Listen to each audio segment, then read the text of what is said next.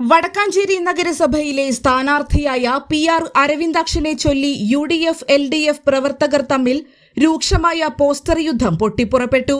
Karuvannur bank തട്ടിപ്പു കേസിൽ enforcement directorate arrest ചെയ്തതിനെ തുടർന്ന് മാസങ്ങളോളം ജയിലിൽ കഴിഞ്ഞിരുന്ന മുൻ കൌൺസിലറാണ് അരവിന്ദാക്ഷൻ.